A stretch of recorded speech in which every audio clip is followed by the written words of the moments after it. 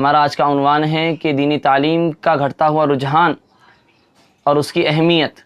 اس عنوان کے لیے ہم بہت ہی بہترین مقرر جو کہ آج کے ہمارے مقرر خصوصی ہے، مقرر شعلہ بیاں حضرت مولانا مفتی محمد محسن صاحب قاسمی محتمم دارالعلوم اصحاب کہف اورنگ آباد کو دعوت دیں گے اس شعر کے ساتھ کہ یہ الگ بات کے خاموش کھڑے رہتے ہیں، یہ الگ بات کے خاموش کھڑے رہتے ہیں، پھر بھی جو لوگ بڑے ہیں بڑے رہتے ہیں، اور ایسے درویشوں سے ملتا ہے ہمارا شجرہ جن کی ٹھوکر میں کئی تاج پڑے رہتے ہیں۔ جناب مفتی محسن صاحب قاسمی دامت برکاتہم۔ الحمد لله نحمده ونستعينه ونستغفره ونؤمن به ونتوكل عليه ونعوذ بالله من شرور أنفسنا ومن سيئات أعمالنا من يهده الله فلا مضل له ومن يضلله فلا هادي له ونشهد أن لا إله إلا الله وحده لا شريك له ونشهد أن سيدنا ومولانا محمدا عبده ورسوله أما بعد فقد قال الله تعالى في كتابه الحميد فأعوذ بالله من الشيطان الرجيم بسم الله الرحمن الرحيم شهد الله أنه لا إله إلا هو والملائكة وأولو العلم قائما بالقسط وقال تعالى وما يعقلها إلا العالمون صدق اللہ العظیم۔ معزز قابل احترام میرے دینی بھائیوں اور امت مسلمہ کے غیور نوجوانوں اور ان بیانات کو سننے والی پس پردہ خواتین، اللہ رب العزت نے ایمان کے بعد سب سے بڑی نعمت جو ہمیں عطا فرمائی ہے وہ علم کی نعمت ہے۔ بات شروع ہونے سے پہلے یہ وضاحت ضروری ہے کہ علم سے کیا مراد ہے۔ علم سے براہ راست ڈائریکٹ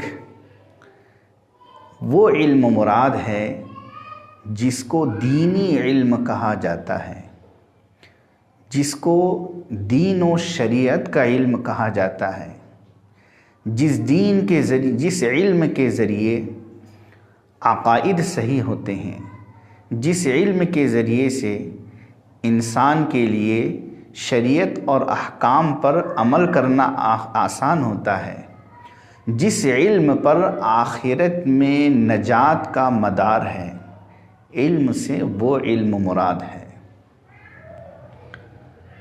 وہ چیزیں جن کو دنیا کے اندر فنون کہا جاتا ہے، ہنر کہا جاتا ہے، ان پر بھی علم کا اطلاق ہو جاتا ہے، انہیں بھی علم کہا جاتا ہے، لیکن حقیقت میں وہ معلومات ہیں، اور عام اردو میں اسے بھی لوگ علم کہہ دیتے ہیں، لیکن حقیقت میں وہ معلومات ہیں۔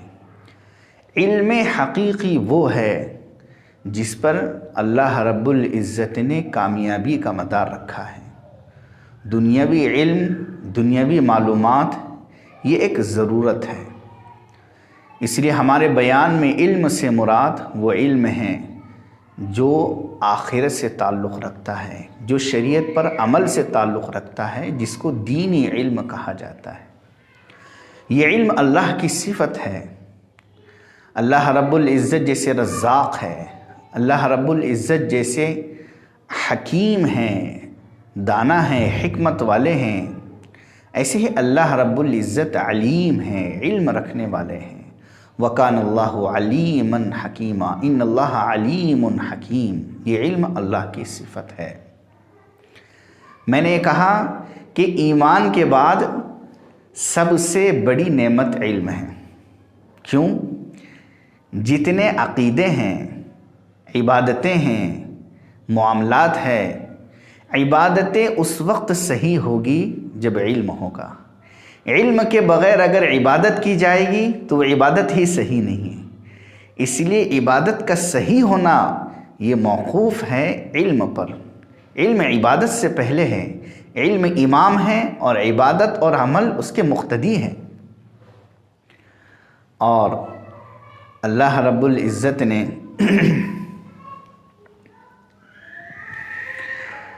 آخرت کی نجات کا جو مدار رکھا ہے، آخرت کی نجات کو اللہ رب العزت نے موقوف رکھا ہے، وہ اللہ رب العزت نے اسی علم پر موقوف رکھا ہے. تمام انسانوں میں انبیاء اکرام علیہم السلام، جن کا سلسلہ حضرت آدم علیہ السلام سے شروع ہوا اور ہمارے پیارے نبی حضرت محمد صلی اللہ علیہ وسلم پر ختم ہوا، ان تمام انبیاء اکرام علیہم السلام کا عام انسانوں میں جو درجہ بلند ہے، اس کی پہلی وجہ اللہ نے انہیں نبی بنایا، اور اس کی دوسری وجہ جس کی وجہ سے ان کی شخصیات ساری انسانوں میں ممتاز ہو جاتی ہے، ہائی لائٹ ہو جاتی ہے، وہ ہے علم. علم کی وجہ سے انسان کا درجہ بلند ہو جاتا ہے. خود قرآن پاک میں اللہ تعالیٰ نے فرمایا، اللہ نے انسانوں میں ایمان والوں کے درجوں کو بلند کیا، اور پھر ایمان والوں میں جو علم والے ہیں ان کے درجے کو بلند کیا. فرمایا يَرْفَعِ اللَّهُ الَّذِينَ آمَنُوا مِنكُمْ وَالَّذِينَ أُوتُوا الْعِلْمَ دَرَجَاتٍ. اللہ نے بلند کیا تم میں سے ایمان والوں کے درجوں کو، اور اللہ نے بلند کیا علم والوں کے درجوں کو. انبیاء اکرام علیہم السلام کو اللہ تعالیٰ نے جب علم عطا کیا تو انہوں نے اللہ کا شکر ادا کیا. شکر ادا اس لیے کیا کہ یہ علم ایسی نعمت ہے کہ جو اللہ رب العزت کی اتنی بڑی نعمت ہے، جس سے اللہ انسان کو ہزاروں لاکھوں بندوں پر فوقیت، برتری اور مقام اور مرتبہ عطا فرماتے ہیں. چنانچہ 19ویں پارے میں اللہ تعالیٰ نے حضرت داؤد اور حضرت سلیمان علیہ السلام کا تذکرہ کیا، اور ان کے شکرانے کا بھی تذکرہ کیا کہ انہوں نے اللہ کا شکر ادا کیا اس پر کہ اللہ نے انہیں علم سے نوازا. فرمایا وَلَقَدْ آتَيْنَا دَاوُودَ وَسُلَيْمَانَ عِلْمًا. ہم نے حضرت داؤد اور حضرت سلیمان علیہ السلام کو علم عطا فرمایا. اس پر انہوں نے کیا کہا؟ وَقَالَ الْحَمْدُ لِلَّهِ الَّذِي فَضَّلَنَا عَلَى كَثِيرٍ مِّنْ عِبَادِهِ الْمُؤْمِنِينَ. ہم اس اللہ کا شکر ادا کرتے ہیں جس اللہ نے ہمیں اپنے بہت سے بندوں پر فضیلت عطا فرمائی.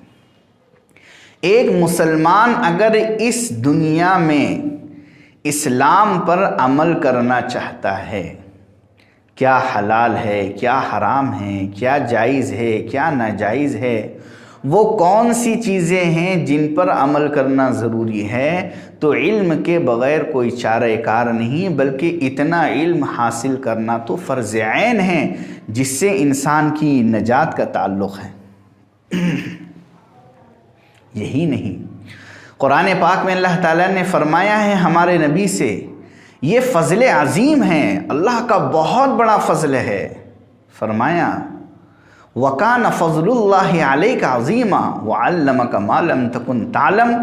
آپ کو اللہ نے وہ علم دیا جو آپ نہیں جانتے تھے. وَكَانَ فَضْلُ اللَّهِ عَلَيْكَ عَظِيمًا، اور اللہ کا آپ پر بڑا فضل ہے.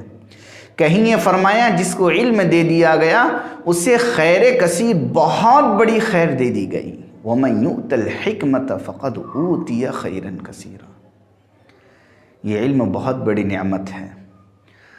اور ہمارے پیارے نبی حضرت محمد رسول اللہ صلی اللہ علیہ وسلم سے اللہ نے کہا آپ یہ دعا کرتے رہیے، آپ یہ دعا کرتے رہیے کہ اللہ میرے علم کو بڑھائیے. آپ یہ دعا کرتے رہیے. وَقُلْ رَبِّ زِدْنِي عِلْمًا. اور یہ بھی کہا کہ آپ اس علم کی قدر کریں. اللہ بہت غیور ہے. جب اللہ کی کسی نعمت کی قدر نہیں کی جاتی تو اللہ کی صفت غیور کو، اللہ کی شان غیور کو غیرت آ جاتی ہے اور اللہ اس نعمت کو چھین لیتے ہیں۔ تو اللہ نے ہمارے نبی سے یہ کہا وَلَئِن شِئْنَا لَنَذْهَبَنَّ بِالَّذِي أَوْحَيْنَا إِلَيْكَ، اگر چاہیں گے تو جو علم آپ کو دیا ہے وہ علم آپ سے لے بھی سکتے ہیں۔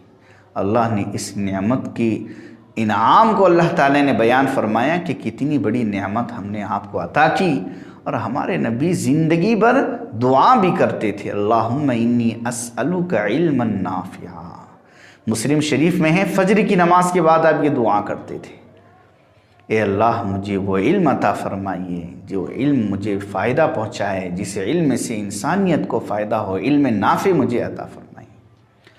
تو بہرحال یہ بہت بڑی نعمت ہے۔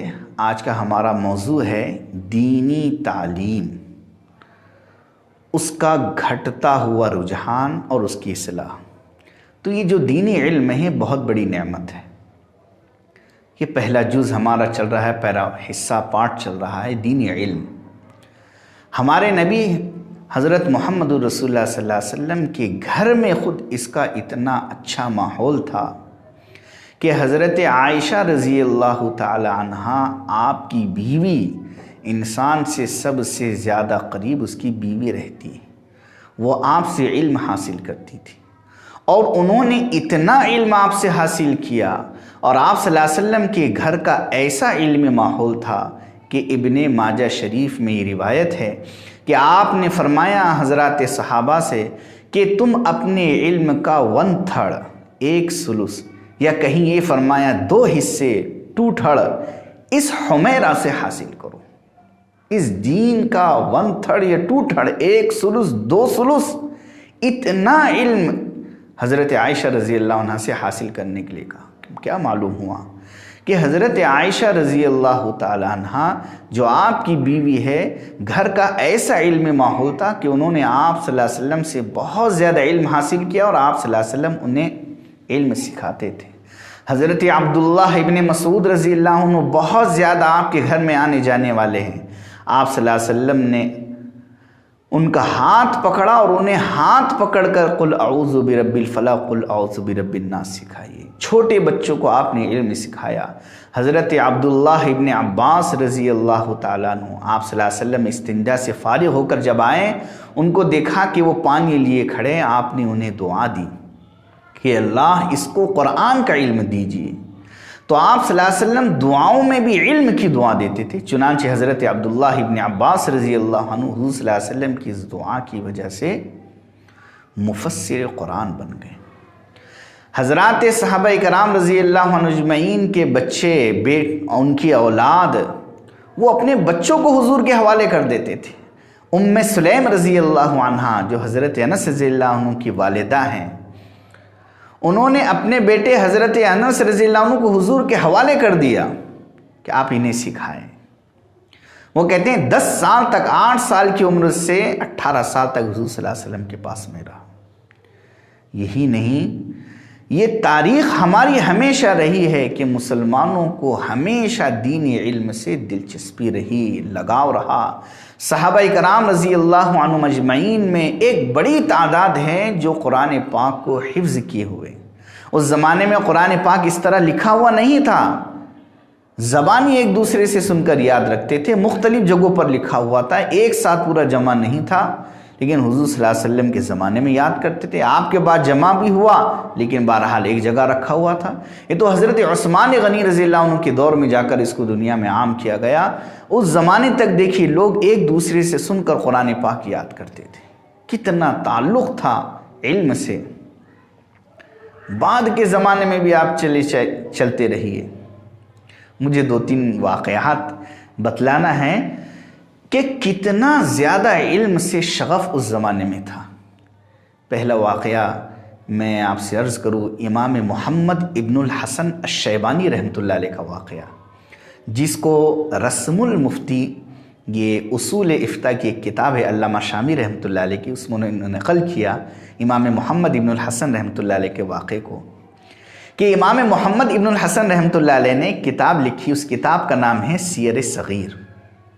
وہ کتاب جب امام اوزاعی رحمۃ اللہ علیہ نے دیکھی تو امام اوزاعی رحمۃ اللہ علیہ نے کہا کہ یہ حضور صلی اللہ علیہ وسلم کے جنگی واقعات کی کتاب لکھنے کا حق تو کسی حجازی یا شامی عالم کو ہے، یہ تو عراقی عالم ہے۔ حضور صلی اللہ علیہ وسلم کے غزوات اور جنگیں یہ تو حجاز یا شام میں ہوئی، عراق تو ابھی ابھی نیا مفتوحہ شہر ہے، انہیں کیا حق ہے یہ کتاب لکھنے کا؟ جب یہ بات معلوم ہوئی امام محمد رحمۃ اللہ علیہ کو تو انہوں نے ایک دوسری کتاب لکھی، اس کا نام ہے السیر الکبیر۔ السیر الکبیر جب انہوں نے لکھی تو وہ ایسی کتاب تھی اور اتنی ضخیم اور اتنی اعلیٰ اور اتنی عمدہ کہ امام اوزاعی رحمۃ اللہ علیہ نے جب اس کتاب کو دیکھا تو کہنے لگے اگر اس کتاب میں وہ احادیث نہ ہوتی جو میں دیکھ رہا ہوں تو میں تو یہ کہہ دیتا کہ یہ لکھنے والا ایسا شخص ہے جو علم کو گڑھتا ہے اپنی طرف سے۔ اور پھر اعتراف کرتے ہوئے کہا صدق اللہ العظیم وفوق کل ذی علم علیم، اللہ نے سچ کہا، ہر علم والے سے بڑھ کر علم والا ہے۔ امام محمد رحمۃ اللہ علیہ نے کہا کہ اس کتاب کو 60 بڑے بڑے رجسٹروں میں لکھاؤ، چنانچہ 60 بڑے بڑے دفاتر میں رجسٹروں میں اس کتاب کو لکھایا گیا، اور آپ نے ایک بیل گاڑی منگائی اور اس بیل گاڑی میں وہ 60 دفاتر رجسٹر رکھے گئے، اور بادشاہ وقت نے اس کو جب دیکھا تو متاثر ہوا اور اس بیل گاڑی کو بادشاہ وقت کے پاس بھیجا گیا۔ بادشاہ وقت نے اپنے زمانے کے میوزیم میں اس کتاب کو رکھا۔ کتنا شغف تھا علم سے۔ امام ترمذی رحمۃ اللہ علیہ نے ترمذی شریف میں ایک واقعہ نقل کیا کہ ایک محدث ہیں جن کا نام ہے ابو زرعہ، ان کا مشغلہ زندگی بھر علم کے پڑھنے پڑھانے کا تھا۔ واقعہ یہ ہوا کہ ہزاروں شاگرد ان کے تیار ہوئے، جب ان کے انتقال کا وقت آیا تو انتقال کے وقت ان کے شاگرد جمع ہو گئے۔ جمع ہونے کے بعد میں نزاع کا عالم شروع ہوا۔ شاگردوں نے یہ سوچا کہ استاذ سے ہم یہ ان کے سامنے کیسی جرات کرے، یہ تو خود اتنے بڑے عالم ہیں کہ ہم لا الہ الا اللہ شروع کر دے۔ استاذ کا رعب ان کے سامنے تھا۔ اللہ نے ان میں سے ایک ان کے شاگرد کے ذہن میں بات ڈالی اور انہوں نے جو حدیث پاک ان کے استاذ نے انہیں پڑھائی تھی سند کے ساتھ وہ پڑھنی شروع کی۔ حدثنا فلان قال حدثنا فلان قال حدثنا فلان قال حدثنا فلان۔ جب وہ شاگرد نے وہ حدیث پاک کی سند پڑھنی شروع کی، کچھ وقفے کے بعد میں وہ شاگرد رک گئے اور انہوں نے استاذ کے سامنے گویا کہ اپنے آپ کو ایسا محسوس کرایا کہ میں بھول رہا ہوں۔ جب وہ اٹکے وہاں پر رک گئے، بھولنے کا انہوں نے اظہار کیا تو بستر پر لیٹے ہوئے نزاع کے عالم میں جو ان کے استاذ تھے امام ابو زرعہ، انہوں نے وہیں سے آگے وہ حدیث پڑھنی شروع کی کہ حدثنا فلان اور آگے پڑھا قال قال رسول اللہ صلی اللہ علیہ وسلم من کان آخر کلامہ لا الہ الا اللہ۔ حدیث پاک کا مطلب یہ ہے کہ جس شخص کی زبان سے نکلنے والا آخری جملہ لا الہ الا اللہ ہوگا۔ انہوں نے اتنا پڑھا، استاذ محدث ابو زرعہ نے اتنا پڑھا من کان آخر کلامہ لا الہ الا اللہ کہتے ہی ان کی جان نکل گئی۔ اب حدیث پاک کا اگلا جملہ باقی رہ گیا۔ پوری حدیث یہ ہے جس نے لا الہ الا اللہ کہا دخل الجنہ، تو گویا زبان سے انہوں نے لا الہ الا اللہ کہا اور عملاً اللہ تعالیٰ نے ان کو جنت میں پہنچا دیا۔ یہ شغف ہے کہ موت کے وقت بھی علم۔ تیسرا تو بڑا عجیب واقعہ ہے تاریخ اسلام کا۔ فقہ میں بہت سی کتابیں لکھی گئی ہیں۔ 8ویں صدی کی یہ کتاب ہے جس کا میں تذکرہ آپ کے سامنے کر رہا ہوں، بلکہ میں وہ کتاب آپ کو دکھانا چاہتا ہوں۔ اللہ اکبر، مسلمانوں کی تاریخ ہے کہ انہیں کتنا علم سے تعلق اور کتنا شغف تھا۔ یہ کتاب آپ کے سامنے میں پیش کرنا چاہتا ہوں۔ یہ استغفر اللہ 6 صدی کا یہ واقعہ ہے، میں 8ویں کہہ دیا۔ یہ کتاب ہے آپ کے سامنے بدائع الصنائع، یہ 6ٹھی صدی کا واقعہ ہے جو میں کہہ رہا تھا. 6ٹھی صدی کی یہ کتاب لکھی ہے بدائع الصنائع. یہ کتاب صرف ایک نہیں ہے، ایسی 6 جلدیں ہیں بدائع الصنائع کی. یہ ایک جلد آپ کے سامنے، اس طرح کی 6 جلدیں. اور یہ کتاب پوری عربی زبان کے اندر ہے. اس میں فقہ، کتاب الطہارت، پاکی کے مسائل سے لے کر موت تک، وراثت تک کے سب مسائل ہیں. اور خاص بات اس کتاب کی یہ ہے بدائع الصنائع کی کہ فقہ حنفی کے اندر عموماً اہل علم کا کہنا یہ ہے کہ ترتیب میں، جودت وضع و ترتیب میں، حسن ترتیب کے اندر جس طریقے سے بات کو ایک ساتھ پورے مضمون کو بالترتیب اس کتاب میں سمجھایا گیا ہے، اس باب کے اندر اس کی کوئی ثانی کتاب نہیں. بہت ہی بہترین انداز میں بدائع الصنائع میں ایک مضمون کو ترتیب کے ساتھ، سلیقے کے ساتھ پورے مضمون کو ایسا سمجھاتے ہیں کہ پوری بات اتر جاتی ہے. بہت ہی عمدہ کتاب ہے اس اعتبار سے. ایک عالم گزرے ہیں، ان کا لقب ہے علاء الدین، علاء الدین سمرقندی رحمۃ اللہ علیہ. ان کے گھر کا یہ علمی ماحول تھا کہ انہوں نے خود بھی شب و روز اپنی زندگی علم میں گزاری. حتیٰ کہ ان کی بیٹی تھی فاطمہ. بیٹی اپنے ابا کے پاس انہوں نے علم حاصل کیا، اتنا علم حاصل کیا کہ وہ اپنے زمانے کی زبردست عالمہ فقیہہ ہو گئی. جس طرح ان کے والد بہت بڑے عالم تھے، ان کی بیٹی فاطمہ بھی گھریلو اس ماحول کی وجہ سے اور گھرانے کے ماحول کی وجہ سے بہت بڑی عالمہ بنی. اب جب ان کے لیے رشتے آئے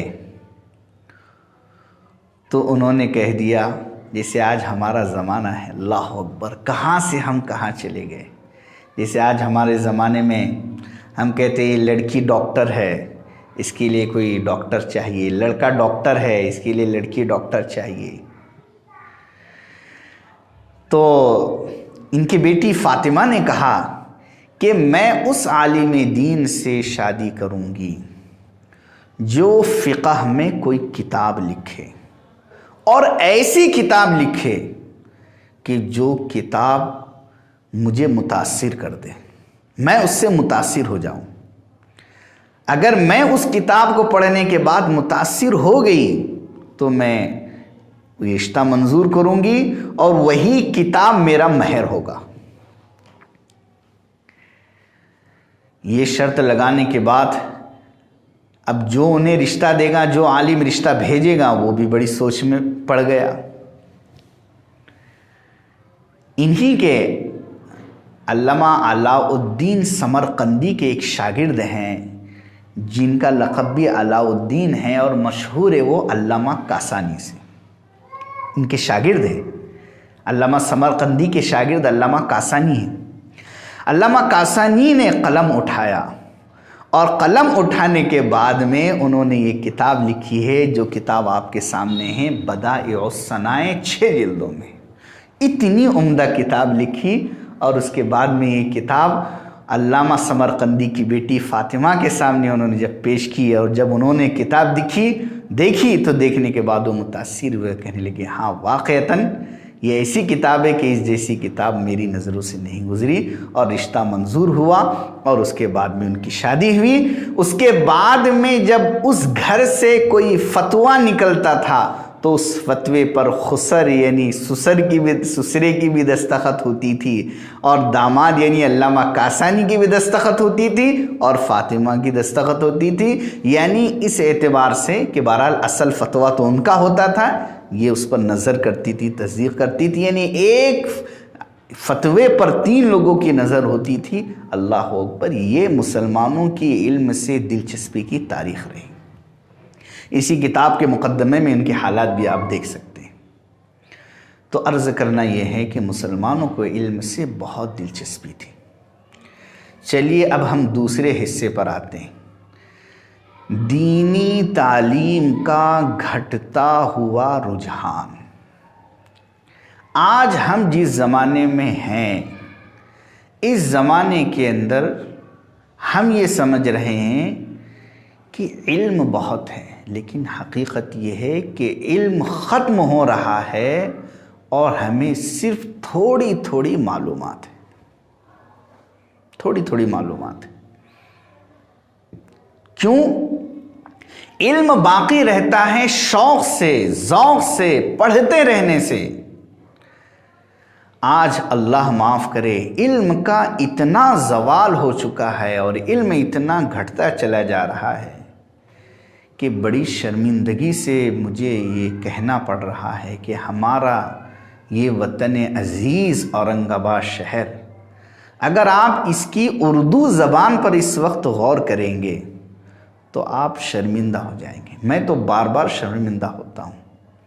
ہندوستان میں لکھنؤ، دہلی، حیدرآباد، اورنگ آباد چند نمایاں شہر سمجھے جاتے ہیں اردو میں، لیکن اس وقت اگر آپ دیکھیں گے ہمارے شہر کا اردو کا گھٹتا ہوا رجحان، ہماری زبان، ہماری تہذیب، ہماری ثقافت، ہمارا کلچر، ہمارے بولنے کا انداز، تو افسوس سے آپ کی نگاہیں جھک جائیں گی۔ دو چار مثالیں دے دیتا ہوں تاکہ آپ کو بھی احساس ہو جائے کہ ہم کہاں پہنچ گئے۔ لوگ کہتے ہیں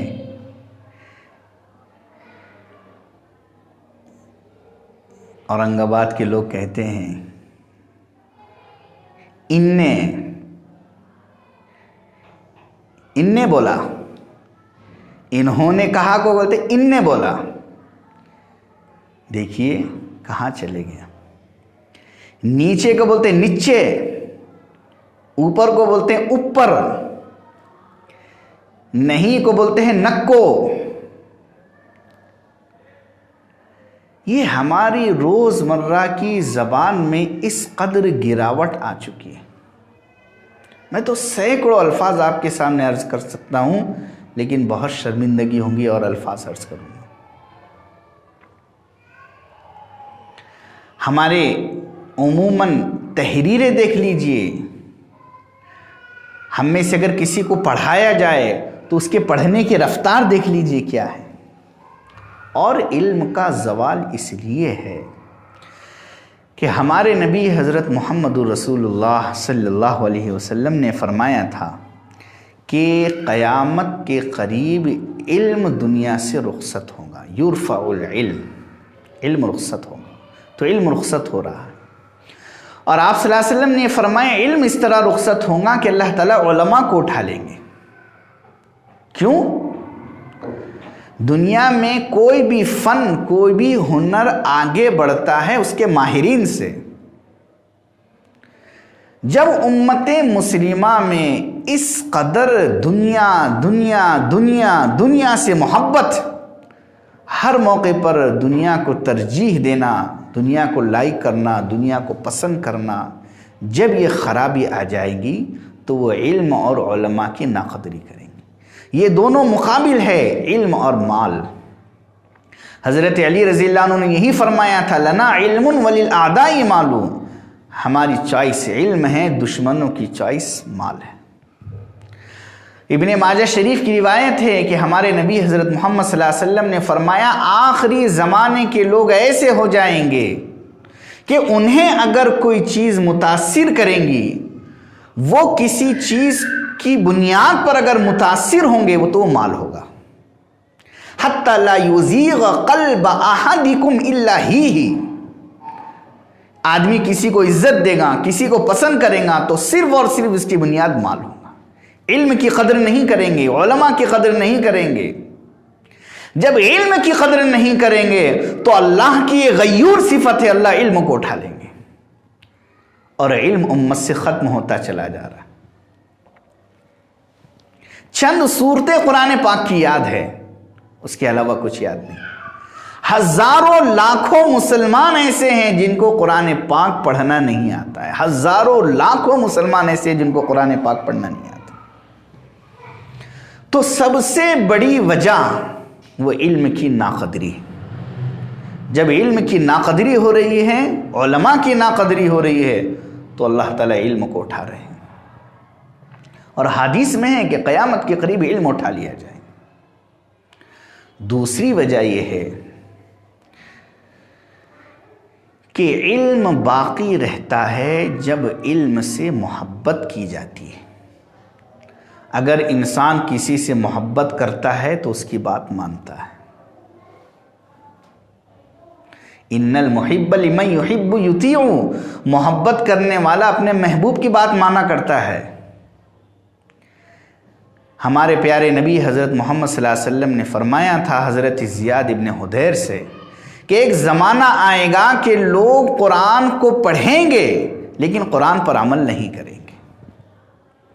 آج ہم دیکھیں قرآن پر عمل ہو رہا ہے یا قرآن پر عمل نہیں ہو رہا ہے۔ قرآن کہتا ہے سود مت لو، اللہ سے اعلان جنگ ہے۔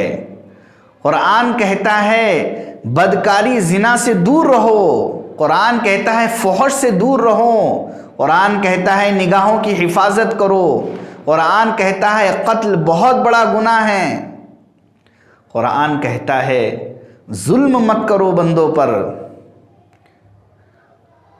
کتنی باتیں ہیں، ہم غور کریں ہم قرآن پر عمل کر رہے ہیں یا عمل نہیں کر رہے۔ قرآن جگہ جگہ کہہ رہا ہے وَلَا تَقْرَبُوا الْفَوَاحِشَ مَا ظَهَرَ مِنْهَا وَمَا بَطَنَ، فحش کے قریب مت جاؤ، گناہوں کے قریب مت جاؤ۔ وَذَرُوا ظَاهِرَ الْإِثْمِ وَبَاطِنَهُ، گناہوں کو چھوڑ دو۔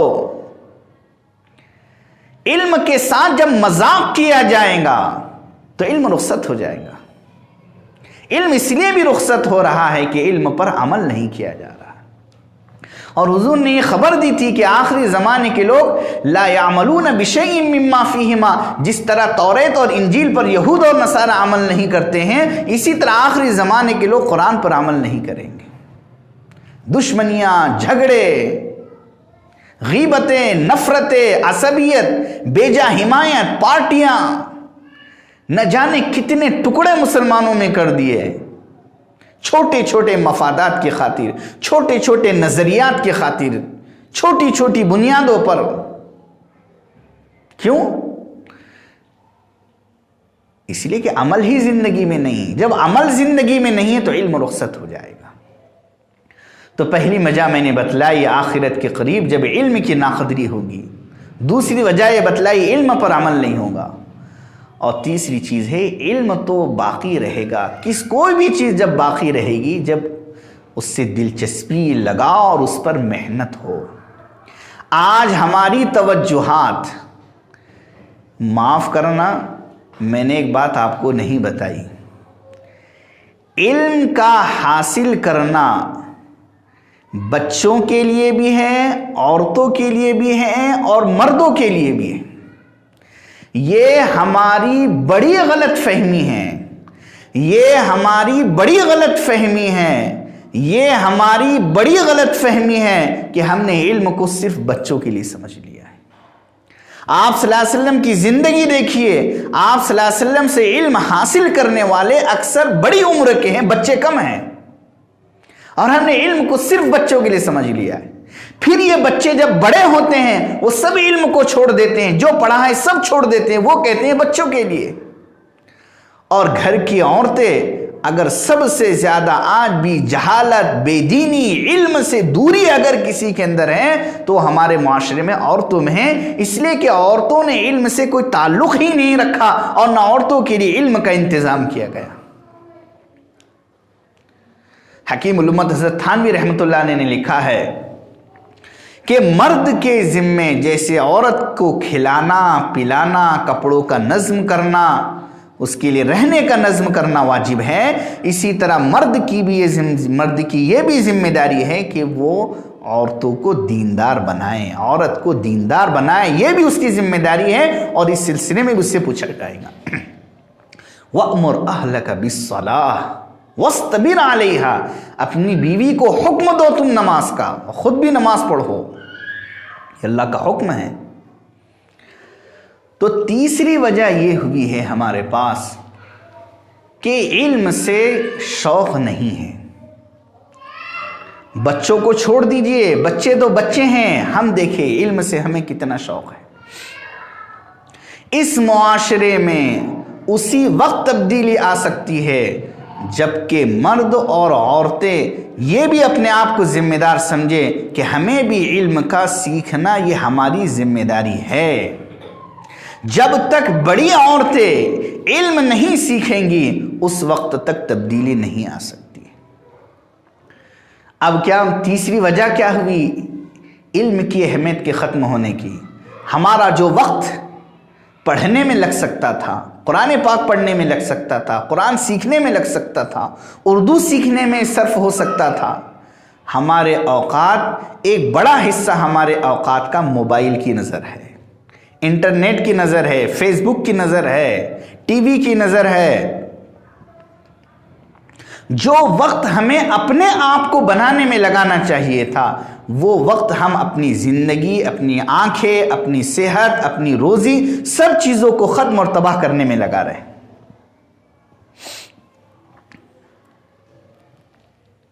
تو میں نے 3 باتیں آپ کے سامنے عرض کی ہے۔ رہی بات بچوں کی، یہ ایک سمجھنے کا موقع ہے۔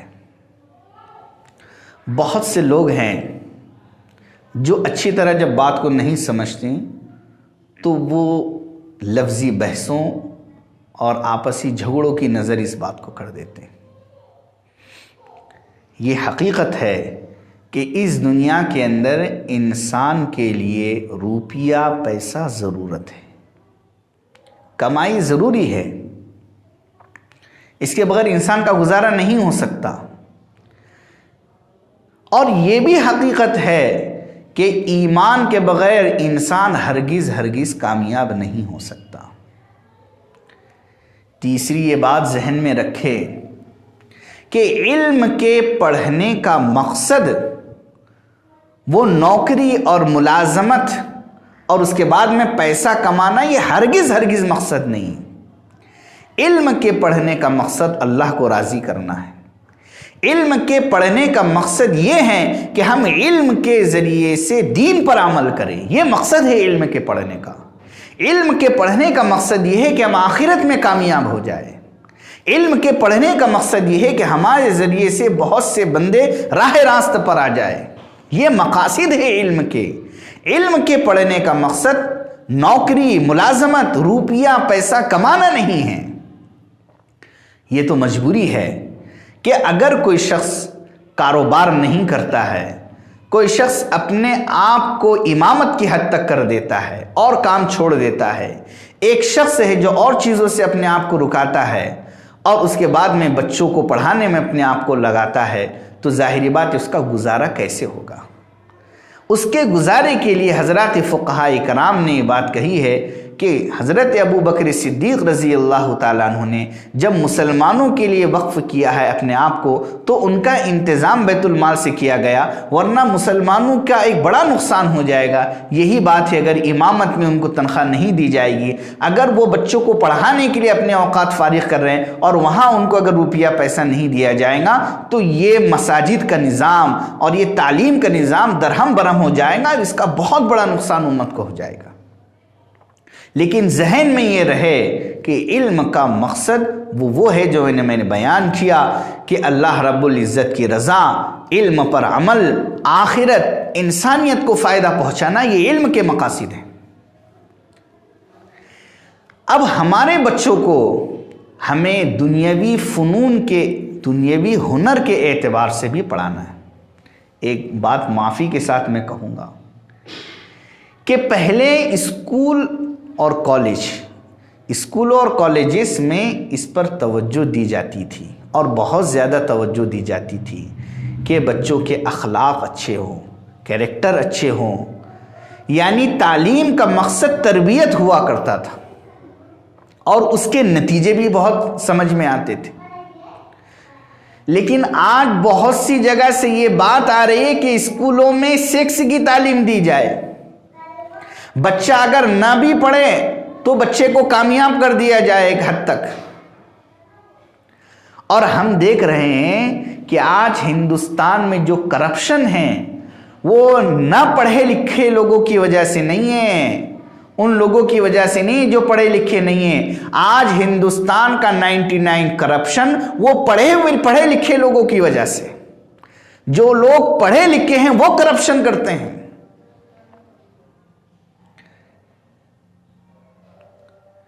आज जितनी बदनज़मियां हैं किसी ओहदे और पोस्ट पर आने के बावजूद, इसकी वजह यह है कि वो पढ़े तो हैं लेकिन पढ़ने के बाद उनके अंदर उसका असर नहीं है, उनमें इंसानियत नहीं आई है, उनके अंदर अच्छाइयाँ नहीं आई हैं, खूबियाँ नहीं आई हैं। उनको इंसानों की बद्दुआएं मिल रही है। वो दुनिया में भी नाकाम है और आखिरत में भी तबाह होने वाले हैं। इसलिए वो मुसलमान जो सिर्फ ये नारा लगाते हैं कि हमें अपने बच्चों को ये बनाना है, ये बनाना है, हमें अपने बच्चों को, हम तो कहते हैं जो बनाना है बनाइए, IAS ऑफिसर बनाइए, एडुकेट बनाइए, जज बनाइए, ये ज़रूरत है। कौम के लिए उन्हें डॉक्टर बनाइए और जो बनाना है बनाइए, लेकिन सबसे पहली चीज़ उनके अंदर ईमान हो, उनके अंदर कुरान पाक हो, उनमें दीनी इल्म हो, ताकि आगे वो करप्शन न करें, आगे वो इंसानियत के दुश्मन न बने, आगे वो कौम के खादिम बने, कहीं वो इंसानों की बद्दुआएं न ले, कहीं अल्लाह के नज़दीक वो उनके सर न झुक जाए। ये उसी वक्त होगा जब उनके अंदर अच्छी तालीमात आएंगी। और एक बात याद रखिए, अल्लाह ने कहा है कुरान पाक में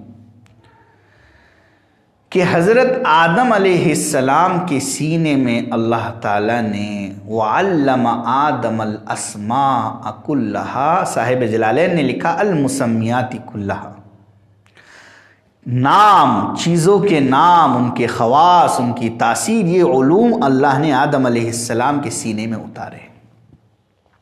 इंसानियत के पास आज जितनी खूबियां हैं, कमालात हैं, अच्छाइयां हैं, ये इंसानियत को खूबियां, अच्छे अखलाक अंबिया इकराम अलैहिमुस्सलाम से मिले। यही दीनी तालीम है जो इंसान को इंसान बनाती है। इसलिए हम ये धोखे में न रहें कि हमारे बच्चे सिर्फ दुनिया पढ़कर, सिर्फ फ़नून सीखकर, हुनर सीखकर ये बहुत कमा लेंगे। ऐसा भी हो सकता है या आपके ख़ानदान को शर्मिंदा कर दे, या आपको शर्मिंदा कर दे, ये इंसानियत के दुश्मन बन जाए। इसीलिए एक मुसलमान होने की हैसियत से हर बच्चे का ईमान पुख्ता करना, उसको कुरान पाक सिखाना, उसको इस्लाम की ज़रूरी तालीम देना, ये हर माँ बाप की ज़िम्मेदारी है। और बड़े होने के बाद भी उनकी निगहबानी ज़रूरी है। इसलिए कि आज हम ये देख रहे हैं, हमारी औलाद, हमारे नौजवान जो 20 से 25-30 साल की उम्र के नौजवान हैं, रास्तों पर, गलियों पर रात भर मोबाइल लिए बैठे हैं। ये हमारी औलाद है। ये क्यों हो रहा है? इनको कोई इल्म से ताल्लुक़ नहीं है, इनको मोबाइल देखने से ताल्लुक़, इनको कुरान से ताल्लुक़ नहीं है, इनको मोबाइल से ताल्लुक़ है। इनको ईमान की मुतालिक, मसाइल से मुतालिक किसी चीज़ से दिलचस्पी नहीं है, इनको सिर्फ़ और सिर्फ पोस्ट देखने से दिलचस्पी है। ये हमारी तबाही जो है ये हमारे हाथ की है। इसलिए वक्त ज़्यादा हो रहा है, मुझे इस वक्त अर्ज़ करना है कि बहुत तेज़ी के साथ में इल्म घट रहा है, इल्म उठ रहा है। हमारे बच्चे स्कूल और कॉलेजेस में जाएंगे, लेकिन उसके साथ साथ हमारा हर बच्चा वो ईमानियात सीखे, वो कुरान पाक सीखे, वो उर्दू सीखे। इल्म का बहुत बड़ा हिस्सा उर्दू में है। हमारे हर बच्चे को हमें उर्दू सिखाना चाहिए। उर्दू के बग़ैर हिंदुस्तान की कोई ज़बान के जानने वाले अपने आप को अधूरे समझते हैं। ये तो हम मुसलमान हैं जिनके पास उर्दू में इतना बड़ा इस्लामी ज़ख़ीरा मौजूद है, लेकिन इसके बावजूद हम उर्दू नहीं सीखते। तो ये दूसरी बात थी, दूसरा पार्ट था कि घटता हुआ रुझान। इस पर बहुत कुछ आप गौर कर सकते हैं कि कितनी तेज़ी से हम गौर करें, हम कितने दिन में कुरान पढ़ते हैं और हम कितना कुरान पढ़ते हैं, और कुरान में क्या लिखा हुआ है। یہ اللہ کی جانب سے ایک ہدایت نامہ ہے، محبت نامہ ہے، اس میں کیا لکھا ہوا ہے؟ ہمیں کوئی دلچسپی نہیں۔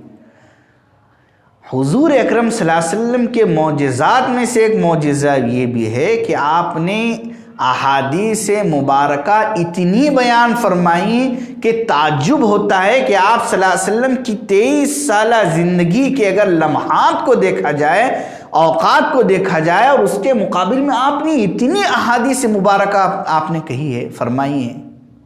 اتنا بڑا ذخیرہ احادیث کا ہمارے پاس موجود ہے، لاکھوں کتابیں ہیں، لاکھوں، صرف یہ مت سمجھیے اسلامی لٹریچر کے اندر چند کتابیں ہوں گی، ایک ایک عنوان پر ہزاروں کتابیں لکھی ہوئی ہیں۔ تو بہرحال علم ہے، لیکن ہم علم سے بہت دور ہیں۔ اس کی وجہ ایک یہ بھی ہے کہ ہم نے یہ سمجھ لیا ہے کہ ہمیں صرف اور صرف اسی تعلیم پر اکتفا کرنا ہے۔ نہیں، سب سے پہلے ہمیں جو بنانا ہے اپنے بچوں کو بنائیں گے، وہ زندگی بھر خوب اچھی عہدے پر رہے اور زندگی بھر جو کمائے، لیکن ہر جگہ جہاں بھی رہے وہ ایمان کے ساتھ میں رہے، قرآن کے ساتھ میں رہے، دینی علم کے ساتھ میں رہے۔ اب تیسرا عنوان ہمارا تھا کہ گھٹتا ہوا رجحان اور اس کا حل۔ میں نے بہت غور کیا اس بات پر۔ ساری تباہی جو اس وقت ہمارے معاشرے میں آئی ہے، اس کے ذمہ دار ماں باپ ہیں۔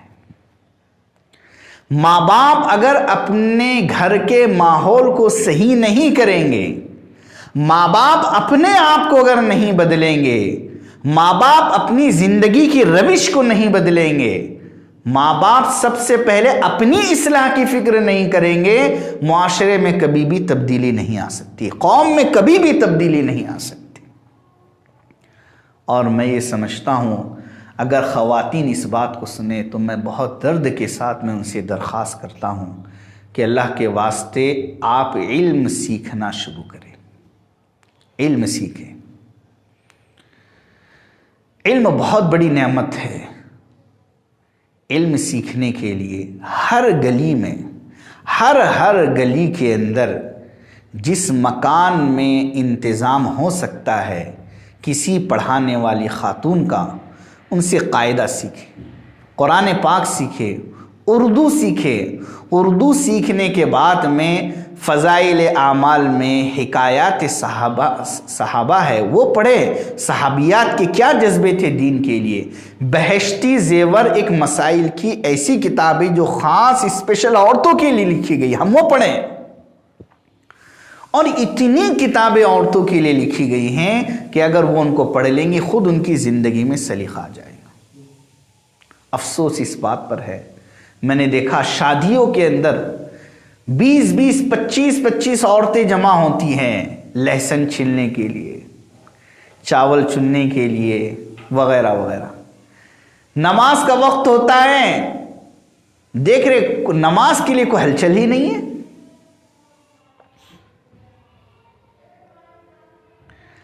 عورتوں کو آپ دیکھیے کلمہ بھی صحیح ہے یا نہیں یہ بھی دیکھیے اپنے معاشرے کی عورتوں میں۔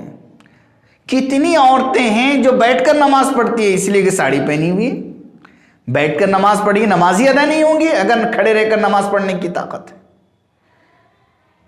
تو علم سے بہت دوری ہے، اس لیے اللہ کے واسطے ہر گلی میں انتظام ہونا چاہیے۔ اور جو وقت ہمارے پاس بچ جاتا ہے، گھنٹے 2 گھنٹے گھریلو کام کاج کے بعد ہم پڑوس میں جا کر بیٹھتے ہیں، ادھر ادھر کی بات کرتے ہیں، اس کے بجائے 2 گھنٹے کم از کم ہم ہر گلی کے اندر انتظام ہوں اور گلی کی عورتیں وہاں جا کر قاعدہ سیکھیں، قرآن پاک سیکھیں، اردو سیکھیں، وہاں پر حکایت صحابہ سنیں، بہشتی زیور یا اور بھی جو معتبر کتابیں ہیں، معتبر علماء کرام جس کی رہنمائی کرے، جس کے ذریعے ہمارے دینی جذبہ ابھرے، ہم مسائل پر عمل کرے، ایسی کتابیں ہم سنیں۔ دوسرا مسئلہ مردوں کا ہے۔ میں نے یہ بات عرض کی کہ مردوں کو بھی اپنے اندر تبدیلی پیدا کرنا پڑے گی۔ کتنی شرمندگی ہوں گی جب ہم اللہ کے سامنے جائیں گے اور ہمیں قرآن پاک ہی پڑھنا نہیں آتا ہوگا۔ کیا قرآن پاک اگر صحیح نہ ہو اور نماز پڑھی جائے تو نماز صحیح ہو جائے گی؟ جو ہم اپنی نماز پڑھ رہے ہیں، اکیلے نماز پڑھ رہے ہیں، نماز تو اس وقت صحیح ہوں گی جب ہمارا قرآن پاک صحیح ہوگا۔ آج ہماری دلچسپی ہر چیز سے ہے لیکن قرآن پاک سے کم ہے۔ ایک بات یاد رکھنا، قرآن پاک میں یہ بھی ہے کہ ہمارے نبی قرآن کے سلسلے میں اللہ کے پاس سے شکایت کریں گے کہ اللہ میری امت نے اس قرآن کو چھوڑ دیا تھا۔ وقال الرسول یا رب ان قوم اتخذوا هذا القرآن مہجورا۔ اسی لیے اپنی بساط، اپنی وسعت کے مطابق اپنے مسجد کے امام صاحب ہیں، محلے میں کوئی حافظ صاحب ہے، ہم ان سے قرآن سیکھیں، سنیں۔ موبائل نے ہمارے نوجوانوں کو تباہ کر دیا ہے، تو دوسرے یہ بھی کرے۔ اس کے لیے میں سب سے زیادہ ضروری یہ بات سمجھتا ہوں، آپ سے درخواست ہے کہ ہر شخص یہ طے کر لے کہ مجھے اپنی زندگی، اپنے گھر کا ماحول کسی معتبر، مستند، متقی، پرہیزگار عالم کی نگرانی اور مشورے میں اپنے گھر کا ماحول بنانا اور تیار کرنا ہے۔ اس کے مطابق ہمیں زندگی گزارنی ہے، ان سے رائے مشورہ لینا ہے کہ ہم گھر میں کس طرح کا ماحول بنائیں، ان کی نگرانی میں ہم زندگی گزاریں۔ آج ہم ہر چیز میں مشورہ کرتے ہیں، لیکن امت اس لیے تباہ ہو رہی ہے کہ یہ امت علماء سے کٹ چکی، امت کو علماء سے کاٹ دیا گیا ہے، معمولی نظریات کی بنیاد پر امت علماء سے کٹ گئی ہے۔ یاد رکھنا، علماء سے کٹیں گے علم نہیں مل سکتا، کہ عالم کی ناقدری کریں گے تو آپ کی نسلیں بھی علم سے محروم ہو جائیں گی، اور اگر عالم کی، علماء کی قدر کریں گے اللہ آپ کی نسلوں کو علم سے نوازے گا۔ اس لیے خدا کے واسطے اماموں کی بھی ناقدری مت کیجئے، آپ کے بچوں کو اگر کوئی مکتب پڑھا رہا ہے ان کی ناقدری مت کیجئے۔ یہ ناقدری بھی بہت بڑی وجہ بن رہی ہے، اور جنہوں نے علم کی قدر کی اللہ نے ان کی نسلوں کو علم سے نوازا۔ اس لیے ایک ماحول، اس کے لیے حل یہ ہے کہ ہم اپنے گھر کا ماحول، اس کے لیے ہم کسی عالم سے، کسی معتبر عالم سے مشورے کے ساتھ میں اپنے گھر کا ماحول بنائیں۔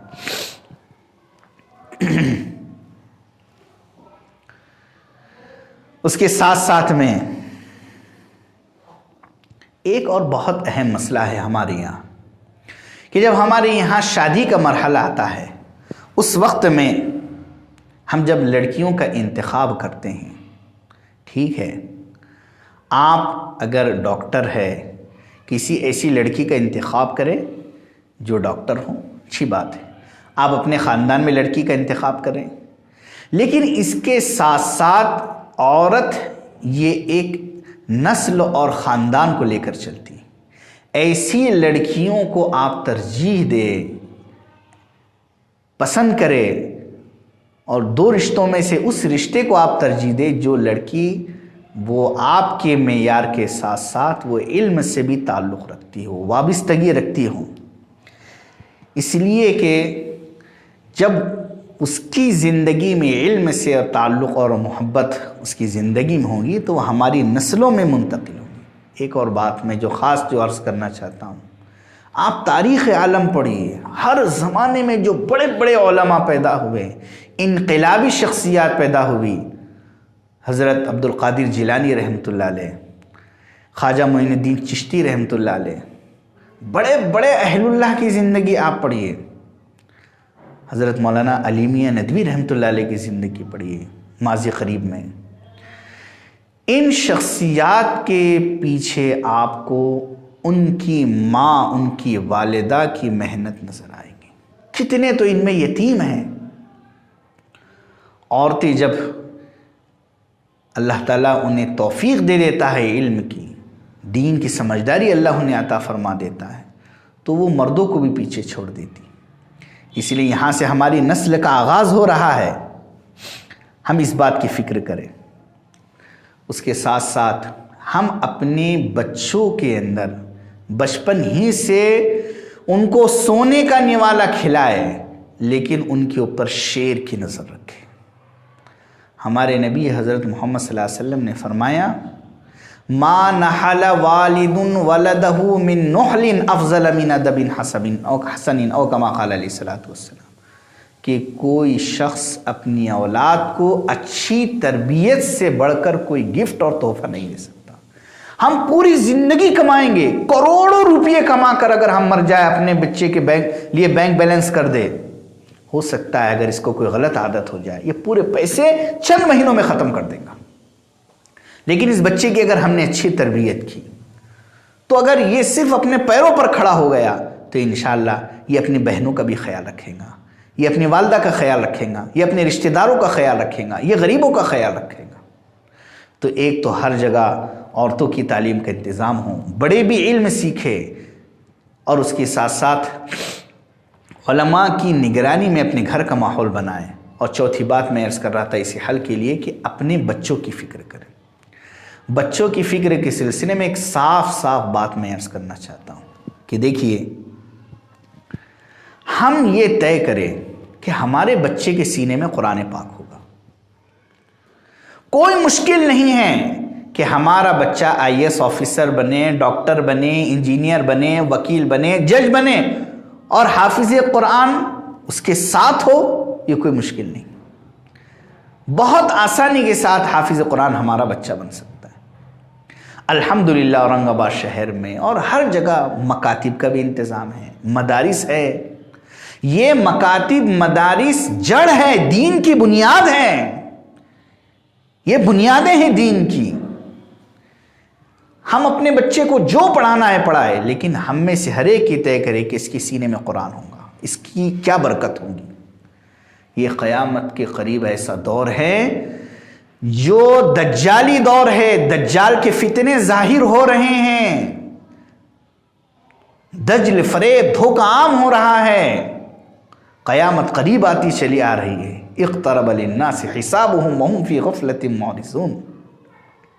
نبی نے تو فرمایا بعثت انا والساعة کہاتین, ہم ایسے ہیں, یعنی میرے بعد بہت قریب ہے قیامت. قیامت کے قریب فتنے ایمان والے کے ایمان کو ختم کرنا چاہیں گے. ہمارے نبی نے فرمایا کہ ایسے فتنے آئیں گے کہ ایک شخص رات میں شام کے وقت مسلمان ہوگا اور تم صبح میں دیکھو گے کہ وہ مسلمان کافر ہو چکا ہوگا. ایک صبح میں تم دیکھو گے کہ وہ مسلمان ہوگا اور شام میں وہ کافر ہو چکا ہوگا. حیران ہو جاؤ گے. اگر ہمارے بچوں کے سینے میں قرآن پاک ہوگا کیسے بھی فتنے آ جائیں گے, لیکن انشاءاللہ وہ ایمان پر رہیں گے اور ان کی موت بھی ایمان پر ہوگی. اس لیے میری درخواست ہے کہ ہم مکاتب کی قدر کریں. ٹیوشن میں وہ بات نہیں آتی. کبھی کوئی گھر میں پڑھ کر کوئی بچہ کوئی قابل نہیں بنا ہے, گھر میں اسکول نہیں ہوتا ہے, بچوں کو اسکول ہی بھیجنا پڑتا ہے, کالج ہی بھیجنا پڑتا ہے. ہم مکاتب کی قدر کریں, ان کے علماء کی قدر کریں, ہم مسجدوں کے اماموں کی قدر کریں, ہم مدارس کی قدر کریں. ایک بات یاد رکھیے گا, یہ جتنی انقلابی شخصیتیں آج دیکھیے, طیب اردوگان جو ترکی کے صدر ہیں, طیب اردوگان صاحب, یہ بھی مدرسے کے پڑھے ہوئے ہیں. ہندوستان کی تمام انقلابی شخصیتیں آپ دیکھتے چلے جائیں گے تو یہ مدرسوں کی پڑھی گی. مولانا محمد الیاس صاحب رحمۃ اللہ علیہ یہ دارالعلوم دیوبند کے ایک طالب علم ہیں, دارالعلوم دیوبند سے پڑھ کر نکلے. حضرت مولانا اشرف علی تھانوی رحمۃ اللہ علیہ دارالعلوم دیوبند کے پڑھے ہوئے ہیں, دارالعلوم دیوبند کے طالب علم ہیں. مفتی شفیع صاحب رحمۃ اللہ علیہ معرف القرآن جنہوں نے لکھی, یہ بھی دارالعلوم دیوبند کے پڑھے ہوئے ہیں. کتنے وہ لوگ ہیں جن کو آپ جانتے ہیں, بڑی بڑی شخصیات ہیں. یہ انقلابی شخصیات مدرسوں سے ہے. مدرسوں کو زندہ رکھنا, مکاتب کو زندہ رکھنا, یہ ہمارے ایمان کو باقی رکھنا ہے. خدا نہ خواستہ, صد بار خدا نہ خواستہ, جس دن مدارس اور مکاتب اس ملک سے ختم ہو جائیں گے, چند ہی سالوں میں یہ ملک اسپین بن جائے گا. میں تو آپ سے کہوں گا, اگر آپ کے دل میں ایمان سے محبت ہے, قرآن سے محبت ہے, تو آپ اپنی کمائی کا 10واں حصہ مدرسوں اور مکاتب کے لیے نکالیے. قرآن کے حقوق میں سے ایک حق یہ ہے, قرآن کے چند حق ہے. پہلا حق اس کو پڑھنا ہے, دوسرا حق اس پر عمل کرنا ہے, تیسرا حق اس کو سمجھنا ہے, اور چوتھا حق قرآن کو دنیا میں پھیلانا. یہ بھی قرآن کا حق ہے, اور قرآن دنیا میں پھیلے گا وہ مکاتب سے پھیلے گا, مدارس سے پھیلے گا. مکاتب اور مدارس زندہ ہے تو قرآنی تعلیمات دنیا کے اندر پھلتی اور پھولتی رہے گی. ورنہ جتنے یہ سکڑیں گے, آپ تو دیکھ رہے ہیں کہ حالات کتنے تنگ سے تنگ ہوتے چلے جا رہے ہیں.